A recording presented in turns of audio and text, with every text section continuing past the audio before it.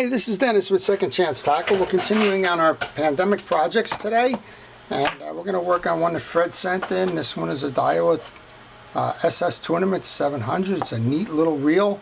I previewed this for you in an earlier pandemic project update, and we're going to take care of this one. It's a smooth reel. It's a fancy reel. It's got a lot of things going for it, and it reminds me a lot of the reels that Shimano makes, and we'll show you why in a moment. And it's even got this cool little feature on it here. It's got a little spinning wheel, not reel, W-H-E-E-L, and that assists. This is what I call a slam bail.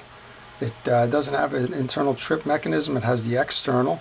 And then what actually happens is, as you go to run it, instead of having the solid metal bar or the plastic shrouded little stud there, it actually has a rolling wheel to assist with that bail trip. So kind of neat. So let's take it apart. Let's show you what this reel is made of, and then we'll tune it up for Fred and make sure it gets back to him with the ability to go take this thing fishing again. So I like to remove the external parts first, and I also like, when I don't have a reel that I work on too much, I like to pull the schematic diagram from them. This schematic actually came off of Mike's Reel Repair in Canada, but if you go to mikesreelrepair.com, you can get the schematics for an awful lot of varieties of reels. And this one will tell you what to expect when you open up the reel inside for servicing. And again, if it's been a while, then that's good to know. So interestingly enough, usually you find that you either have a screw handle or you have a through handle, and a telltale is usually that this nut over here is turning. Well, in this case it's not turning, but it happens to be a through handle. And I know that because I looked at this schematic before we started this. So you need to pull the cap off, and I'm going to be putting that into a parts tray. It's the bottom of a milk jug. And then you can remove the screw, which is actually holding the handle in place here. Don't go and try to wrench that handle off thinking that it's a screw-in handle like, say, a Penn spin fisher or something. It's not. And the only thing you're going to do is damage your reel if you go ahead and do that. So it pays to get the schematic, look it over, and get an idea of where you're going with this before you go too much further. Okay, still don't have that off. So this is a freshwater reel. It's a small, lightweight reel. I think it says it's got 3 ball bearings in it. We'll see as we open this up. And it'll tell us what to service and how to service it. So I see 1 ball bearing in the case. I believe that there's a ball bearing on each side. And why I said it reminds me of a Shimano, it's got a worm drive gear for the crosswind block. So that's important as well. Okay, you also notice I have a glove on my hand here. That's to protect me from internal chemicals and greases and the like.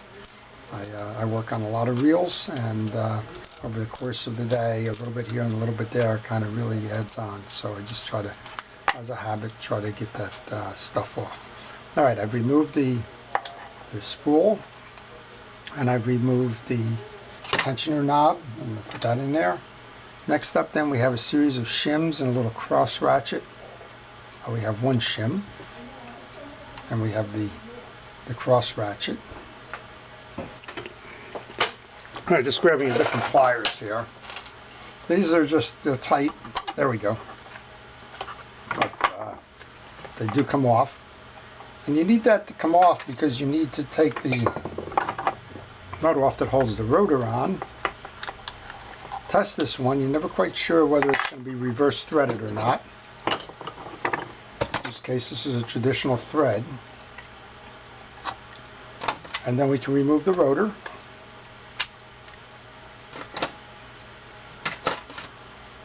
And then once you remove the rotor, you're going to see that the case has got 3 screws here, which is why you had to take that rotor off in order to remove the side case for maintenance. So let's go ahead and do that. And I have a set of micro screwdrivers because these are small screws. So So we want to be careful as we do this. You always want the right screwdriver for the screw itself.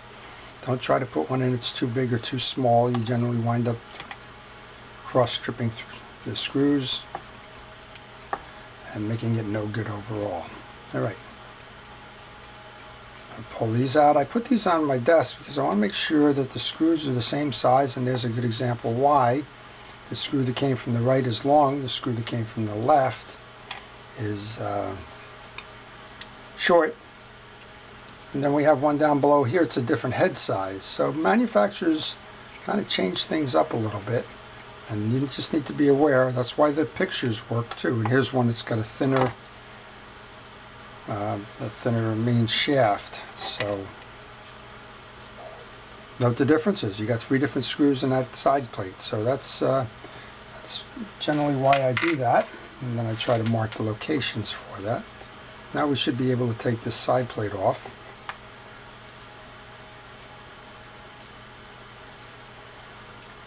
I don't think we need to remove the button. We'll find out in a moment. We just need a little wedge here. I guess we do. Alright, we'll take the...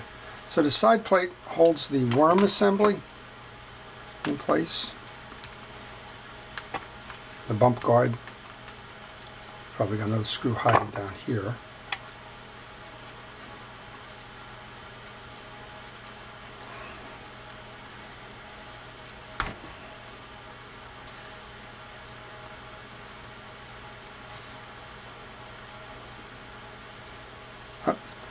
One more screw. So they did their best to button this up. There's this little bottom assembly here. Kind of works its way into that gear there.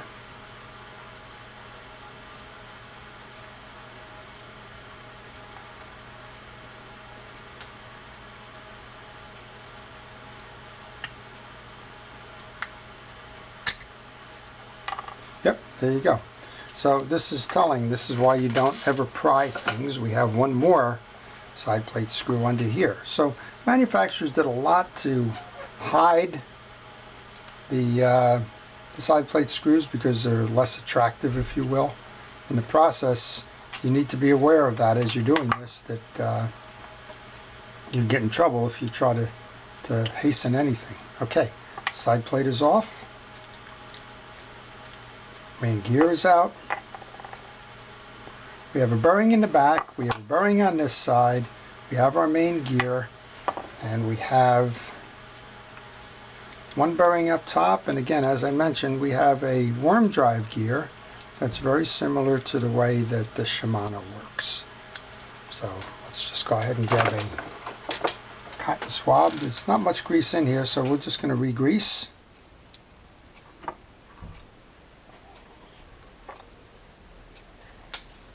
Re-grease and re-lube. So I'm going to remove the anti-reverse click. I'm going to oil the bearing in here. Now during a normal tune-up, you don't need to remove the bearings and things unless you see that there's a problem that you're experiencing with them. I'm going to put that click ratchet right back on. And just normal cleaning, normal re-lube is fine. Same thing here. You can pull that pinion gear if you've noticed something rough. But right now it's turning wonderfully. So we're just going to grab our little brush if we can find it. My little grease brush is here somewhere. Here it is. And we're just going to make sure that we get the pinion gear greased up. And as you turn that, that's going to get the grease onto the back drive for the worm gear. Yep. That upside down and lost that. There's a little metal tag that comes out from that click ratchet. You want to make sure that you don't dislodge that, otherwise you won't be working well. And generally on worm gears I put oil rather than grease. This is internal, so it's not as subject to the exterior ones, but I do put the oil on that just to make it function smoothly. And I realized I had it off the camera. You can see how this worm drive is driving the pawl assembly to operate this smoothly. Okay, that's off. Looks like this reel hasn't been worked since it was purchased. It looks like the factory grease in there. We're going to just, again, we'll take the time to load up the grease on this. Get a little bit of grease onto the piece that's going to go into the bearing. Make sure we meld that in there. Get that. There's a shim washer that goes on next. Gonna oil this bearing.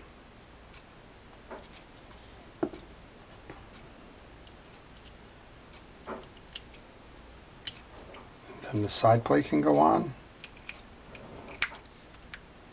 And then we kind of reversed the way that we did this. So there was one of these that we noted that came from below here. So you want to get that one back in first.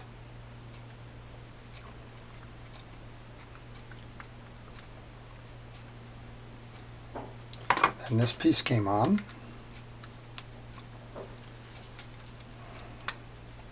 So you want to make sure you get that sealed. That had the bigger screw.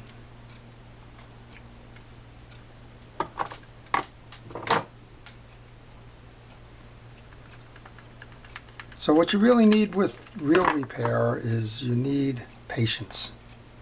Something like this with a lot of moving parts, a lot of different pieces, you just need to pay attention to it.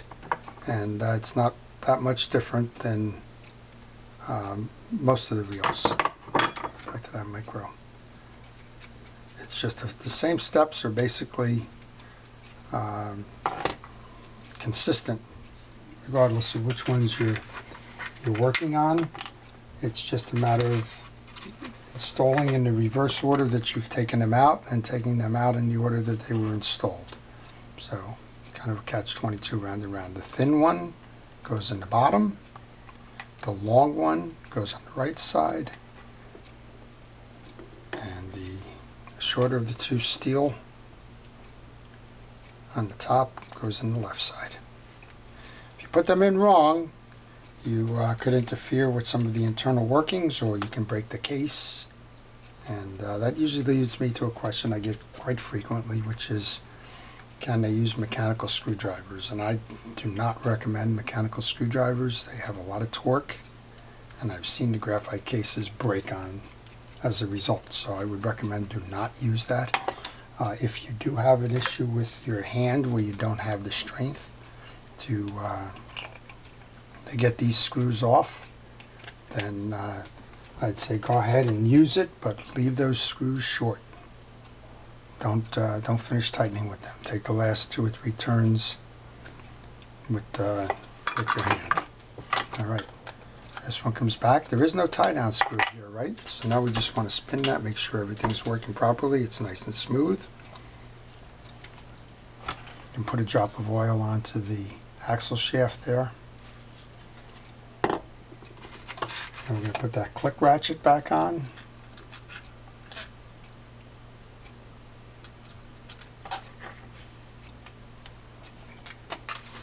And there's the washer that sits on top of that for the spool.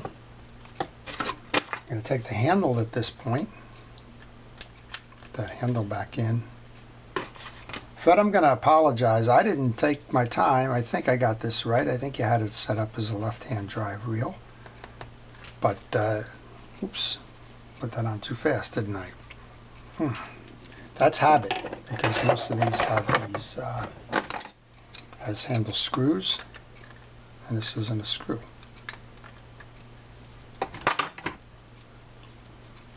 The screw is sitting in my tray, which is another reason why I use these parts trays, because I can look in there and see that there's a piece that's still in there that went uninstalled. Alright, now we can tighten this up. So these are interchangeable hands. You can set these up for a right or left-handed drive. As I mentioned, I think my memory serves me well, but again, I can go back and look at this, and I probably will go back and look at this while editing it before I send it off to Fred. And if the handle is on the other side, it's a simple enough change. Okay, now we're over to the spool. The spool is held in by a spool clip. So you want to remove that clip. You want to hold your finger on it because it's a spool. That's your clip.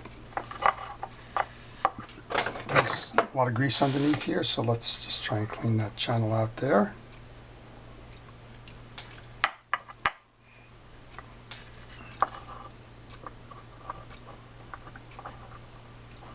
There's a click mechanism there. Simple enough. This doesn't have a lot of washer in it, so it's got a flat washer which starts the parade. It's got a round washer, it's got the keyed washer, and it's got the other washer before it's flattened out with the top. So in with the before I get there. These washers have plenty of lubrication on them. They do not need to be oiled or greased. You can use either in this situation. This is kind of a hybrid washer here, sort of like a felt. Round one. The middle one is always where the eared washer goes.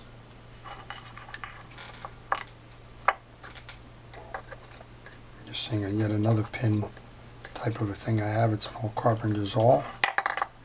Here's our last of the felts. And this is our top configuration. Back in with the hold down. Started in that slot. Once you get one side in the slot, it usually follows pretty easily to get it all the way around like this. Back on. Tighten this guy down. The drag tensioner knob should do all it's needed. That you can see that little fin there. That's why that was there. That's serrated cap.